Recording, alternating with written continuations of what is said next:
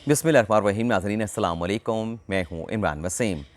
नाज़रीन, आज 14 अगस्त है, दिन है इतवार का और साल 2022। प्रोग्राम का आगाज़ करने से पहले आप तमाम पाकिस्तानियों को, चाहे आप पाकिस्तान में मौजूद हैं, चाहे आप ओवरसीज़ पाकिस्तानी हैं, तमाम देखने वालों को मेरी तरफ़ से पाकिस्तान का आज का 75वां यौम आज़ादी बहुत बहुत मुबारक हो। इस व्लॉग में आप नाज़रीन को एक तो हम ये बताएंगे कि गुज़िश्ता रोज़ जो लाहौर में तहरीक-ए-इंसाफ़ का जलसा हुआ, इस जलसे के आगाज़ से पहले चेयरमैन पीटीआई इमरान ख़ान के किस बात पर पाँव पकड़े गए, उनके सामने हाथ जोड़े गए और साबिक़ वज़ीर-ए-आज़म इमरान ख़ान की ये सारी मिन्नत समाजत किए जाने का मामला क्या था। एक तो ये तफ़सीलात आप नाज़रीन के साथ शेयर करेंगे और फिर आपको ये भी बताएंगे कि कल के जलसे में वो कौन सी एक बात थी जो चेयरमैन पीटीआई इमरान ख़ान जलसे के शुरका को और तहरीक-ए-इंसाफ़ के चाहने वालों को बताना भूल गए। तीसरी ख़बर में हम बात करेंगे कल रावलपिंडी शहर में जो टीएलपी की जानिब से नज़रिया पाकिस्तान के नाम से एक कॉन्फ्रेंस का इनेकाद किया गया। इस कॉन्फ्रेंस से खिताब करते हुए टीएलपी के सरबराह अल्लामा साद रिज़वी ने क्या सवाल उठाया है और इस सवाल को उठाते हुए साद रिज़वी ने किस किस्म का खौफनाक इंदिया दिया है, ये तफ़सीलात भी आप नाज़रीन के साथ शेयर करेंगे। लेकिन नाज़रीन, प्रोग्राम का आगाज़ करने से पहले आप तमाम दोस्तों से, तमाम भाइयों से, बुज़ुर्गों से और बहनों से ये दरख्वास्त करेंगे कि अगर मुनासिब लगे तो हमारे इस चैनल को सब्सक्राइब कर लें और बेल आइकॉन का बटन भी ज़रूर प्रेस करें। तो नाज़रीन, आज की पहली ख़बर से गुफ्तगू का आगाज़ करते हैं कि चेयरमैन पीटीआई इमरान ख़ान के कल के जलसे के आगाज़ से पहले किस बात को लेके उनकी मिन्नत समाजत की गई, उनके पाँव पकड़े गए, उनके सामने हाथ जोड़े गए, तो ये सारा मामला क्या था, इसकी तफ़सीलात आप नाज़रीन के साथ शेयर करते हैं। लेकिन नाज़रीन, ये सारी डिटेल बताने से पहले मैं कल के व्लॉग का एक थोड़ा सा रेफरेंस आप नाज़रीन के साथ शेयर करना चाहूँगा, ताकि जो ख़बर आप नाज़रीन के साथ मैं शेयर करने जा रहा हूँ उसे समझने में आप तमाम देखने वालों को किसी किस्म की दिक्कत या परेशानी का सामना न करना पड़े।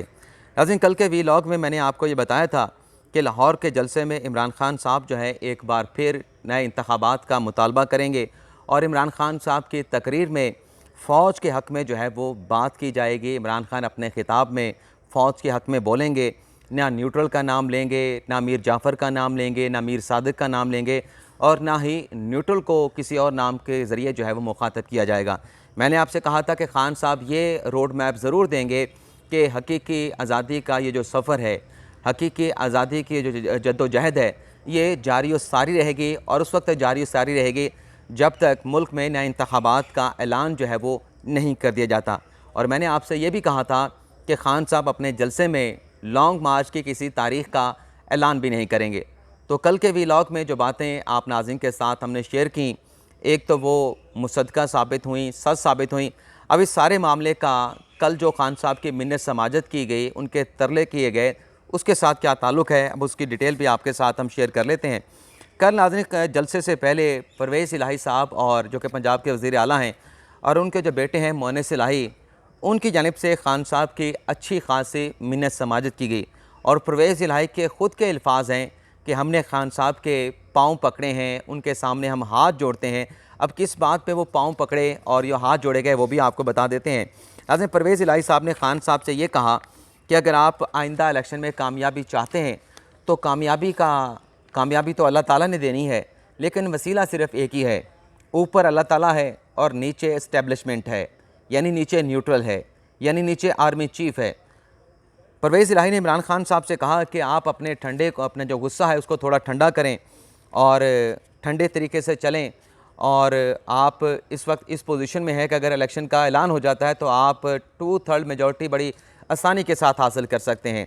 लेकिन ये कामयाबी हासिल करने का जो वसीला है वो मुक़्तदर हल्के ही हैं।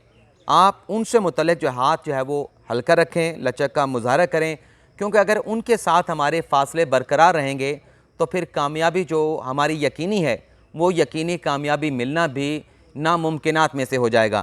तो कहा गया परवेज़ इलाही की जानिब से ख़ान साहब को कि आप लचक का मुज़ाहरा करें और ख़ान साहब ने परवेज़ इलाही की इस बात के ऊपर असबात में सर भी हिलाया कि जैसे आप कहते हैं वैसे किया जाएगा। और कल फिर हमने देखा कि खान साहब ने कल के जलसे में फ़ौज के हवाले से जो बातें की, यानी तारीफ़ कर रहे थे कि पाकिस्तान जो फ़ौज है पाकिस्तान की, वो पाकिस्तान की बका के लिए, पाकिस्तान की तरक्की, पाकिस्तान की खुशहाली के लिए फ़ौज जो है वो इंतहाई ज़रूरी है। अच्छा, जब ये सारी बातें चल रही थी तो मोहन्नस इलाही ने इमरान खान साहब को क्या मशवरा दिया वो भी आपको बता देते हैं। नाज़रीन, परवेज़ इलाही तो जो बातें कर चुके हैं, तो उसके बाद मोहन्नस इलाही ने खान साहब को ये मशवरा दिया कि हमें इस्टेब्लिशमेंट के साथ जो फासले हमारे बन गए हैं हुकूमत से बाहर आने के बाद, यानी मरकज़ की हुकूमत से बाहर आने के बाद, इन फासलों को हमने आइंदा इलेक्शन से कम करना है। आइंदा इलेक्शन आने तक हमने इस डिस्टेंस को कम करना है। और मशवरा मोहन्नस इलाही ने खान साहब को ये दिया कि ऐसा कोई बंदोबस्त करें कि आपके इस्टेब्लिशमेंट के साथ, कंट्रोल टावर के साथ मुलाकात का एहतमाम हो जाए, मुलाकात का बंदोबस्त हो जाए और आप उनके साथ बैठें, उनके साथ बात करें। और इस मुलाकात में कोई तीसरा फरीक या तीसरा शख्स ना बैठा हो, हम भी ना बैठे हों, मेरे वालिद परवेज़ इलाही भी ना बैठे हों। आप बैठ के कंट्रोल टावर के साथ बातचीत करें। और मुझे यकीन है कि आपकी जब ये ऐसी वन ऑन वन मुलाकात होगी, जो जितनी भी गलत फहमियाँ हैं आपके कंट्रोल टावर के हवाले से, वो तमाम की तमाम गलत फहमियाँ दूर हो जाएंगी। और मोहन्नस इलाही की जानिब से इमरान खान को यकीन दहानी भी कराई गई कि कंट्रोल टावर आपके बारे में किसी किस्म की गलत फहमी में मुब्तला नहीं है, वो आपके बारे में किसी किस्म की कोई नेगेटिव सोच जो है वो कंट्रोल टावर के माइंड में मौजूद नहीं है। अब ये मशवरे खान साहब को दे दिए गए हैं कि कामयाबी की कुंजी आइंदा इलेक्शन में वो यही है कि आप दोबारा से इस्टेब्लिशमेंट के साथ सुलह कर लें। अब खान साहब कहते हैं कि मैंने किसी का ग़ुलाम नहीं बनना, मैंने अपने फ़ैसले ख़ुद करने हैं। इससे पहले जब मेरी हुकूमत थी तो मुझे इस्टेब्लिशमेंट की तरफ से चलाया जाता था, वो जो कहते थे मुझे करना पड़ता था, उनके ऊपर जो है मुझे इन्हिसार करना पड़ता था। जो मेरे साथ इत्तेहादी जमातें थीं वो भी उनके कहने पे हमारे साथ आती थीं। तो एक मरतबा फिर खान साहब को यही कहा जा रहा है कि आप इस्टेब्लिशमेंट की कठपुतली बन जाएं, आपकी लगाम जो है वो इस्टेब्लिशमेंट के हाथ में होनी चाहिए। अब ये मशवरा कौन दे रहा है? चौधरी परवेज़ इलाही का चंद रोज़ पहले का एक इंटरव्यू था, जिसमें परवेज़ इलाही से ये पूछा गया था कि क्या इमरान खान साहब ने तो अपने जो नंबर्स हैं, जो कंट्रोल टावर के साथ राब्ते हैं, वो तो ब्लॉक कर दिए हैं, क्या आपके साथ उनके राब्ते मौजूद हैं?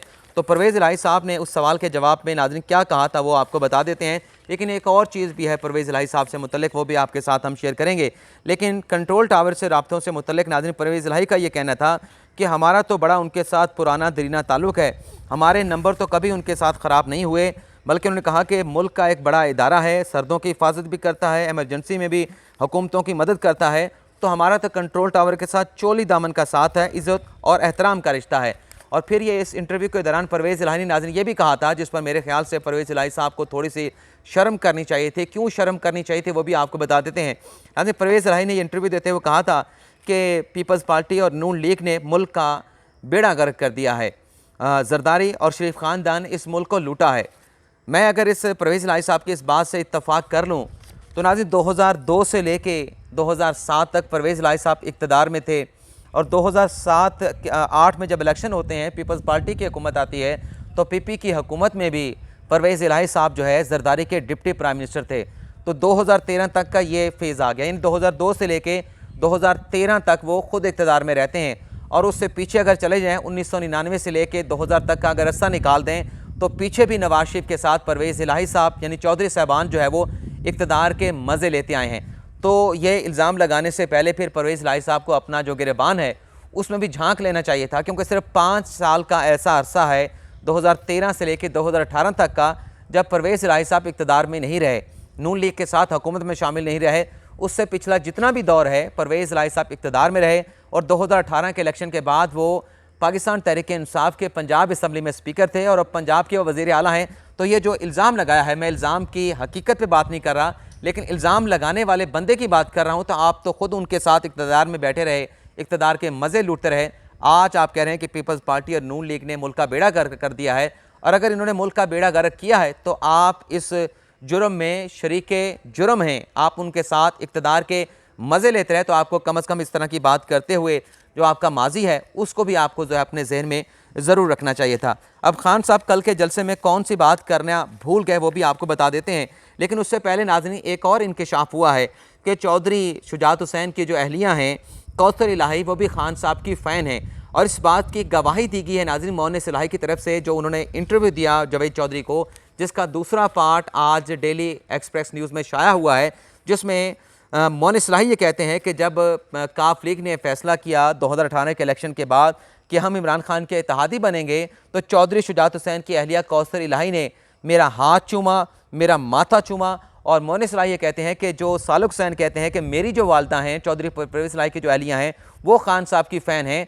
तो ये जिस अकीदत के साथ हमने इल्हाक किया खान साहब के साथ 2018 में, तो इस अकीदत का अंदाज़ा इस बात से लगा लें कि जैसे ये इत्तेहाद का ऐलान हुआ तो चौधरी शुजात हुसैन की अहलिया ने मेरा हाथ चूमा, मेरा माथा चूमा।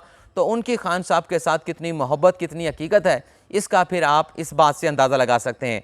खान साहब कल के जलसे में कौन सी बात बताना भूल गए। खान साहब ने नाज़रीन कल के जलसे में कहा कि मैं अमेरिका और बरतानिया को सबसे बेहतर जानता हूँ और मैं अमेरिका के साथ दुश्मनी नहीं बल्कि अमेरिका के साथ दोस्ती चाहता हूँ, लेकिन ग़ुलाम नहीं रहना चाहता। अब ये खान साहब किस कैपेसिटी में बात कर रहे हैं? अगर तो बतौर पीटीआई सरबराह वो बात कर रहे थे तो आप अमेरिका के साथ दोस्ती कैसे कर सकते हैं? दोस्ती तो रियासत की रियासत के साथ होती है।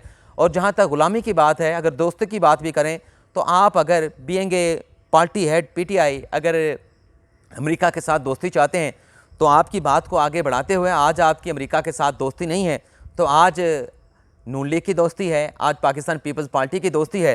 तो अगर अमेरिका की उनके साथ दोस्ती है तब तो ग़ुलामी है, अगर आपके साथ दोस्ती हो जाए तो तब ग़ुलामी नहीं है, तब वो आज़ादी है और वो हकीकी आज़ादी है। दूसरा, खान साहब ने कहा कि अब ये जो अमेरिकी ग़ुलाम है, अमेरिकी साजिश के ज़रिए मेरी हुकूमत को हटाया गया, अब ये मुझे तोशा खाना के ज़रिए नाअहल करवाना चाहते हैं। खान साहब ने यह तो कह दिया कि बरतानिया और अमेरिका को मैं सबसे बेहतर जानता हूँ, बहुत सारे पाकिस्तानी से बेहतर जानता हूँ। तो खान साहब आपको ये भी पता होना चाहिए था कि आपके ख़िलाफ़ ये जो तोशा खाना का रेफरेंस हुकूमत लेके गई है इलेक्शन कमीशन में, इसका जवाज़ आप ख़ुद बने हैं, इसका जवाज़ आपको ख़ुद आपने उनको फ़राहम किया है। क्योंकि बल्कि आपको अपने लीगल टीम के लोगों से सवाल करना चाहिए कि अगर मैंने तोशा खाना से तहाइफ लिए थे, उन्हें फ़रोख्त कर दिया था, तो आपकी लीगल टीम के लोगों को आपको बताना चाहिए था कि इलेक्शन कमीशन में जो सालाना असासों की तफसीलात जिन्हें हम गोशवारे कहते हैं वो जब जमा करवाए गए तो आपने 2018, 2019, 2020 के गोशवारों में वो सारी तफसीलात तहाइफ की, आमदन की क्यों जमा नहीं करवाई थी। अब गलती आपकी है, आपकी लीगल टीम की गलती है, आपको मशवरा देने वाले की गलती है। अब आप कह रहे हैं कि आपके खिलाफ साजिश हो रही है कि तोशा खाना केस में आपको डिस्क्वालीफाई करवाया जाए। तो ये जवाब जो फराहम किया है ये आपने फ़राहम किया है, आपकी लीगल टीम ने जो आपको मशवरे नहीं दिए उन्होंने फ़राहम किया है। तो आप इसको साजिश नहीं कह सकते, ये आपकी गलती है, आपकी कोताही है, इसको आपको फेस करना पड़ेगा। लेकिन अल्टीमेटली जो फ़ैसला होना है वह अदालती फ़ोरम से होना है।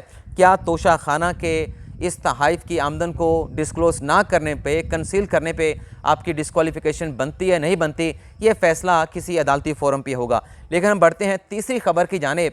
कल जो रावलपिंडी में नज़रिया पाकिस्तान के नाम से TLP की जानिब से नाज़रीन जो एक कॉन्फ्रेंस का इनेकाद किया गया, इसमें नाज़रीन अल्लामा साद रिज़वी बड़े एग्रेसिव, बड़े जारहाना मूड में दिखाई दिए। एक तो नाज़रीन अल्लामा साद रिज़वी ने सवाल ये उठाया कि देखें जी, इस वक्त PTI के जो रहनुमा हैं अपना सदर आरिफ अलवी साहब, वो पाकिस्तान के सदर मुमलिकत हैं। नून लीग के जो प्रेसिडेंट हैं शहबाज शरीफ, वो पाकिस्तान के वज़ीर आज़म हैं। पीपल्स पार्टी के जो चेयरमैन हैं बिलावल भुट्टो ज़रदारी, वो इस वक्त पाकिस्तान के वज़ीर ख़ारजा हैं।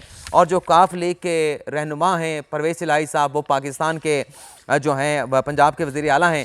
और इमरान खान KP में हुकूमत कर रहे हैं और इमरान खान जो है वो पंजाब में हुकूमत कर रहे हैं। तो ये सारी सियासी जमातें हुकूमत में मौजूद हैं। तो अल्लामा साद रिज़वी ने सवाल ये उठाया कि क्या कोई सियासी जमात ऐसी रह तो नहीं गई जिसे किसी सूबे में किसी ओहदे के ऊपर हुक्मरानी ना मिली हो, ओहदा ना मिला हो। और फिर ये सवाल उठा के उन्होंने खौफनाक इंदिया दिया कि जिस बगलगीर बच्चों को पाला गया, अब पालने वाले पाकिस्तान में कौन हैं आप जानते हैं, वो मुक़्तदर हल्के होते हैं, इस्टेब्लिशमेंट वाले होते हैं। तो अल्लामा साद रिज़वी ने कहा कि जिस बगलगीर बच्चे को पाला गया, इक़्तिदार में लाया गया, अगर ये इक़्तिदार में लाने वाले जो हैं वो दोबारा उस बगलगीर बच्चे को इक़्तिदार में ले कर आए, अगर आप उन्हें इक़्तिदार में ले कर आओगे तो उसके साथ आपको भी वापस जाना पड़ेगा। तो ये एक बड़ी सीरियस किस्म की थ्रेट दी गई है, एक धमकी दी गई है अल्लामा साद रिज़वी की जानिब से इस्टेब्लिशमेंट को। और दूसरा जो मुखातब थे वो इमरान खान थे कि बगलगीर बच्चा जिसको पाला गया, इक़्तिदार में लाया गया, तो वो जो मुखातब थे वो चेयरमैन PTI इमरान खान थे। तो ये नाज़रीन आज का हमारा वीलॉग, आपसे इजाज़त चाहेंगे। अल्लाह ताला हम सब का हामी नासिर हो, दुआ में याद रखिएगा। अल्लाह हाफ़िज़।